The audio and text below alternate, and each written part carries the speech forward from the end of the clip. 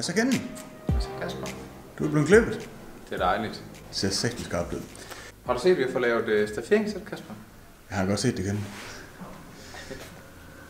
Nu er det også dig selv, der har lavet det. Jeg har selv haft en rimelig afgørende rolle i deres til Det er mega flot. tilbageoplevelse. Grå, rød og blå. Men der er der kun grå og rød her. Men det sidste har vi fået sat på vores projekt. Ja, Så han har jo lige været her. Ja, kunne du have lyst til lige at vise os den? Ja, den er virkelig.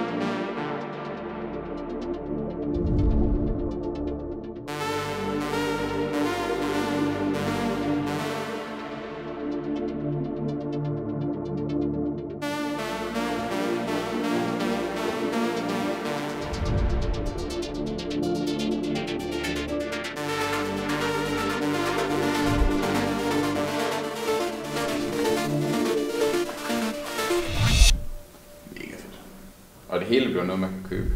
Både de gule PGO-mærker og stafferingssætten. Det kommer lige nogle link ned i bunden, tænker du ligger ind. Ja, selvfølgelig. Men mens du har været væk, Kasper, så har jeg faktisk været her og rode lidt med noget sæde.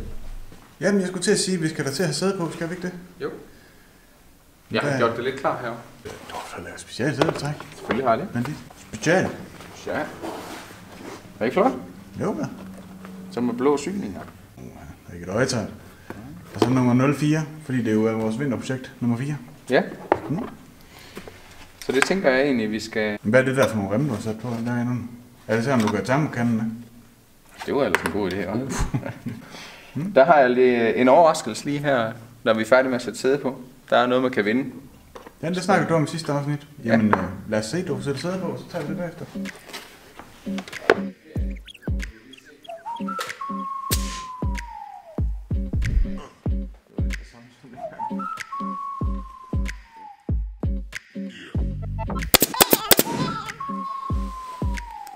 Det sidder pænt. Nogle specielle sæder og sådan noget, så får den det forkert.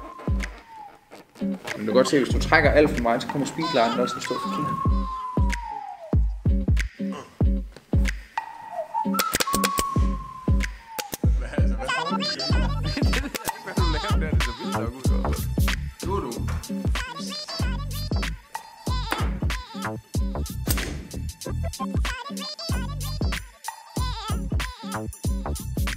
Godt det ikke blev sadelmager, fordi det er ikke lige det bedste. Ja, det tror jeg heller ikke, der er nogen. Der er ikke en sadelmager, der kan tabt i mig, det er helt sikkert. Ikke tilfreds. Det er godt nu. Hvad fanden har jeg lavet hernede i kammeret?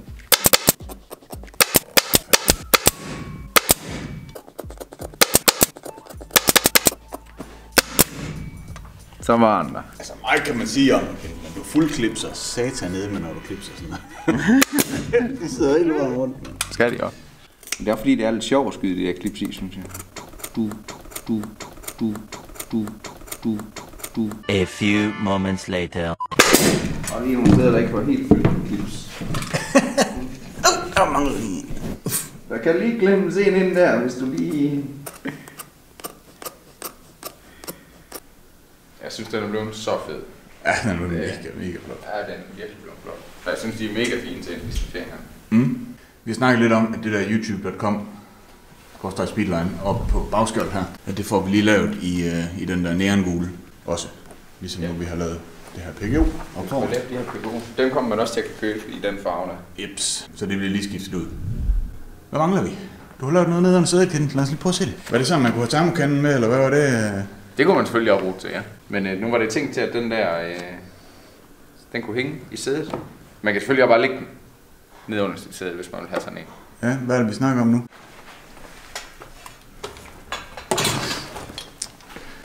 Vi har købt de her Bluetooth-højttaler hjem, som også er kommet til salg inde på Speedline.dk.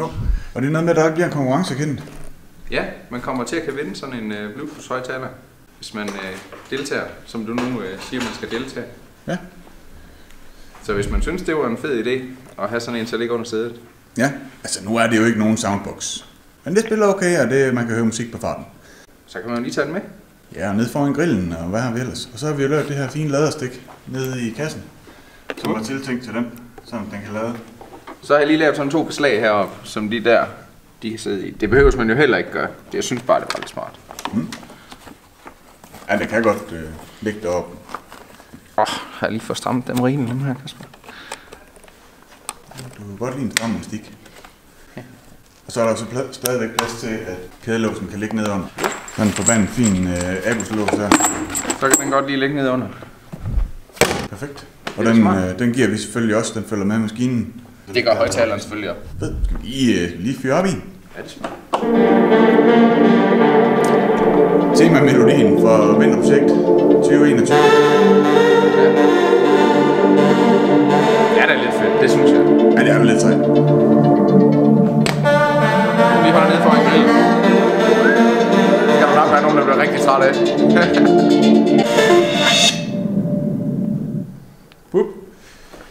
Perfekt. Jamen, Kent, sidste afsnit, der spurgte vi lidt til, hvad for nogle sidespejle vi skulle sætte på. Der er rigtig mange, der siger, at der ikke skal sidespejle på. Og det er jo fair nok. Det må man jo selv om, hvad man vil køre med. Men dem, der gerne vil have sidespejle på, de nævner Stage 6. Og jeg synes personligt, at vi skal tage dem i sølv. Skal vi have dem i sølv? Det kunne være fedt. Og så har vi noget mobilholder, vi lige skal have monteret i dag også. Hvis du sætter lidt gang i det, så kan jeg lige drømme ned og finde nogle spejle. Jamen, vi ses, Kasper. Ja, det er. Så er der sidespejle. Fedt. Og dem kan man jo meget nemt pille af, også hvis det er, man nu ikke. I synes, det er sagen.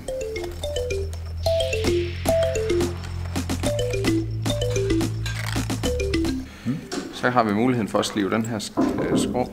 Jeg har en eller anden idé om, at jeg godt vil have den til at sidde sådan, den sidder nogenlunde lige. Det var jo nemt at skære det her skrå på. Lige give mig min kniv. Det er godt, du er med i dag. Endelig fandt du noget, jeg kunne bruge. Det er godt, der er masser af det her. Så har man noget at forsøge på. Ja.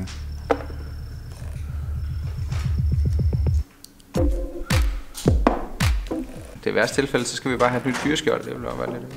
Ja, vi har det ikke løst lige pt, så lige et nyt skjoldsæt jo. Bare prøve jo. Cirka der, ikke? Jo. Ved du hvad? Den der adapter-ting, der er med, den sætter man jo bare på bagsiden af telefonen. Så der kan man jo eventuelt have et cover, hvor den sidder på, som man skifter til, når man er på grillen. Er det der? Jeg vil du højere op? Ej.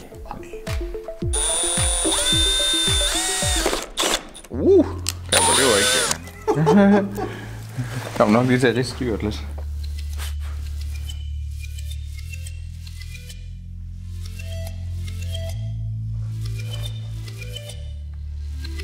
Det kan godt være, det her det måske ikke bliver så dumt. Og hvad gjorde du med det gummistykke der? Du skar det bare skråt, så du kunne... Ja. Lidt.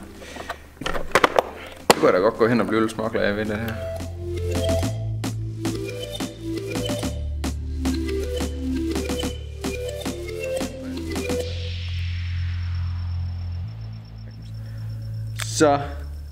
Så skal man jo så beslutte sig for, hvor man vil have den. Skal den bare være i midten? Prøv det. Okay, det er sgu rimelig godt det her. Der er ingen steder. Nej, det kan jeg ikke bare lige nu. Det tror jeg ikke er helt tosset, det her kammer. Skal du prøve at sidde og kigge? Jeg tror faktisk, det er rimeligt. Ej, det er da monster. Kan det gå an? Ja da, og det sidder del nemme. Ja, den er god. Stabilers. Slukker du anlægget? Hvad laver du, kammer? Jeg ser lige sådan et vinterprojekt, mens jeg er på vej hjem fra skole. Okay, ja, det er en super god idé, tror du ikke? Det kan godt være, at vi ikke skal opfordre til det. Ej, det er jo selvfølgelig nede på grillen, men jeg er lige ved at tro, at man faktisk også godt kan... Den store telefonmontør er i gang. Så. Sådan der widescreen, du. Oh. Det er sgu da meget sejt. Det er mega blære. Jeg tror faktisk, hvis jeg havde en skole, så tror jeg ville have sådan et der på. Det er da gejl. Mega fed. Tænd igen. Vi snakkede også lige om før, mig og Kasper og jeg, dengang vi gik, der snakkede vi lige om, når man køber sådan en mobilholder. Den der er faktisk rimelig fed, fordi det sidder godt fast. Altså man skal nok, som du sagde Kasper, tænke lidt over, okay, hvis man har givet 5.000 for sin telefon, så 300-400 for en mobilholder komplet, det er måske ikke for mig, for at være rimelig sikker. Nej, det koster de slet ikke, dem her. Men det er bare, inden man lige drøner på Wish og køber det billigste af det billigste, så synes jeg det egentlig, det er værd at tænke over det her. Fedt. Så kan det være, at vi skal gå lidt videre, så kan vi lege bag. Ja.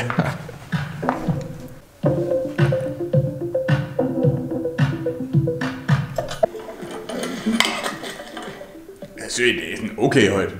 Ja, det spiller da godt. Jeg synes, den er fed. Er det fed? Så, det er fritiden, det der. Jeg ser aldrig det der. Det er ikke så god til at se dem. Selvfølgelig. Her, vil du have den der gamle telefon? Det er ikke os alle sammen, der har råd sådan en dyr en. Forresten, Ken, du skal sgu da i røven lige vise, du har sat filt på derinde og de der klodser. Fik du vist dem ordentligt før? Hvis når du laver noget flot, så skal det også... Igen, man kunne bare have taget den og så lagt den her, der kan den også være, selvom låsen er der. Vi synes jo bare, at det var lidt sjovere, end den sad fast. Så vi lavede bare lige sådan 2 klodser her, og skruede i sædet. Og så trak vi filt på sædet, for at få gjort noget ekstra. Ja.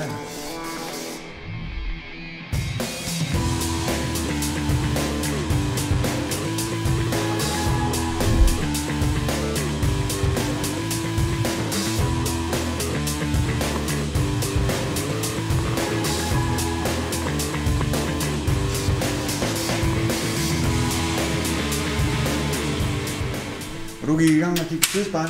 Ja. Det kan godt være lidt en jungle med de der adapter og dudelut. Men som udgangspunkt burde de bare passe på. Ja, det må vi lige se. Men det burde vi. Skal vi lige give dem lidt smørelse, så de ikke sætter sig fast. Og det er jo cykelfetten. Kan han bruge? Smider lige et link. Få til flere forskellige bøtter. Hvor fedt. Ja, jeg synes faktisk ikke helt. Jeg har nu heller ikke selv spejlet på mine scooter. Der var faktisk nogle gange, jeg lige satte dem på, og så lige kørt lidt med dem. Og det er fedt at køre med, faktisk. Det er mega rart at køre med. Jeg kan godt lidt se det, men jeg synes også, når man sætter dem her på, det kan jeg også et eller andet. Og det er rart at køre med. Det er. Ja. Men dem her, Kasper, de passer der ikke på med den adapter her i. Fordi leveres de ikke med... Hvad skal jeg sige, den passer der ikke med den adapter. I højre side, der følger en med. Det gør der ikke i venstre side. Sådan der. Og de kan også få sløs dem. Der kommer det orange der også til at passe med bagstøddemmer. Så bliver vi lige reddet der. Ja. Are you listening? Damn.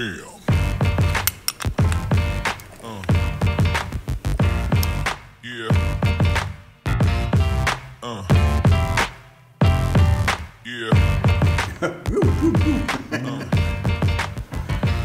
Skal jeg lige tænke mig om, fordi det hele er jo modsat nu.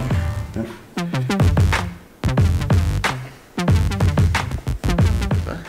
Så er der også nogen, der til at spille dem der. Det er jeg faktisk aldrig vidst.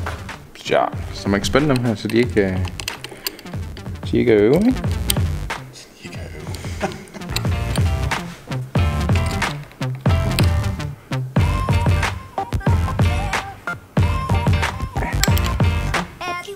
Kan du have den med til specialværktøj? Den skal næsten med, jo. Vi har styrskøj på, men sådan lige umiddelbart, så synes jeg faktisk, det er fedt. Ja. Jeg synes, hvis det ikke skulle have været dem, så skulle det have været blank armor. Den synes jeg faktisk også, den er rigtig flot. Selvom det stadigvæk er en efterligning. Den der, de gør også et eller andet spil. Det er sgu sådan lidt en religionsting. Og hvis man er til det, så er man til det, og hvis ikke, så er man jo meget velkommen til at pille med og putte dem under sædet.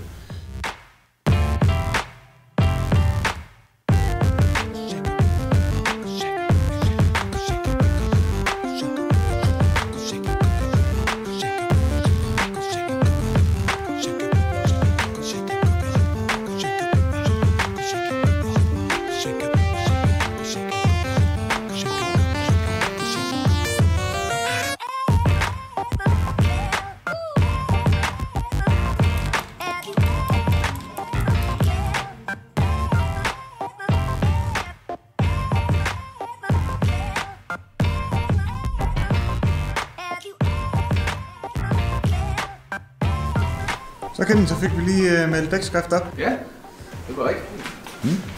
Det gør også et eller andet sådan dækskrift. Dækskrift, det fås jo i, jeg tror, 4 forskellige farver. Dem kan man også finde inde på hjemmesiden. Selvom man ligesom os ikke er så mega dygtig med det, så ser det altså okay ud. Vi mangler vel egentlig bare håndtag. Så skal vi først have de gamle af, Kasper.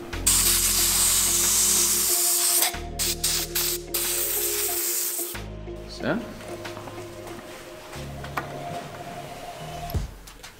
Hvad laver du nu? Dem, der sidder her, er faktisk til at holde håndtagen lidt bedre fast. Dem synes jeg, man kommer til at kan mærke igennem, og de sidder fint fast uden dem. Og de her ude i enden, de sidder også i vejen. Så det fjerner jeg altid. Det kan man jo så selv bestemme, om man gør på sin. Nu ser hvor mange gange jeg får skåret mig i fingrene, når jeg er færdig med det her.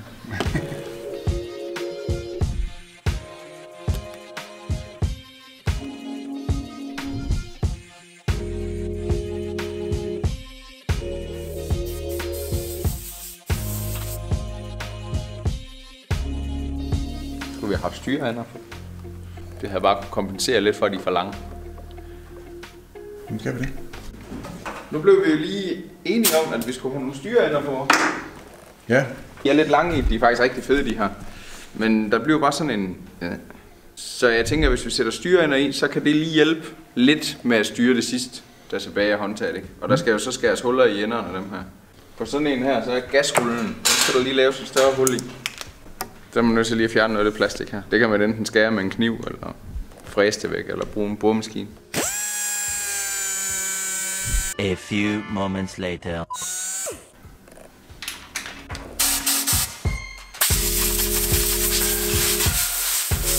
Det værste bliver, når vi skal skære hul i dem her. Ja, det er altid lidt meget højt. Eller om vi skal skære hele enden af dem. Bare det er ikke særlig nemt at skære enderne med. Ellers ud og skære hul i enden.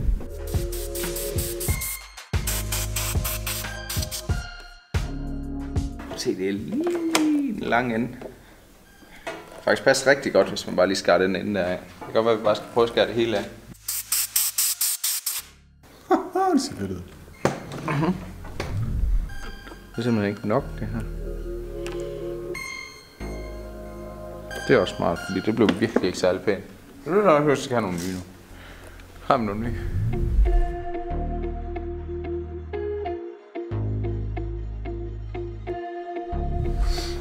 Nu blev den ene side færdig, og jeg har hentet et frisk sæt til dig, Kent. Det er dig. Her. Og så valgte vi lige nogle suit vibrationsstemmer, som det retligt hedder.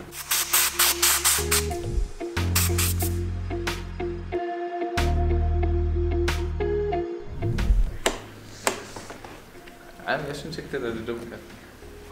Så jeg kan få dem her, som... Vi skal lige have startet op, men vi er nok ikke skal have noget udsugning på, for der er ikke rigtig værd til at være ude på i dag. Nej. Hvis den kan gå på, Gab. Det er ikke sikkert.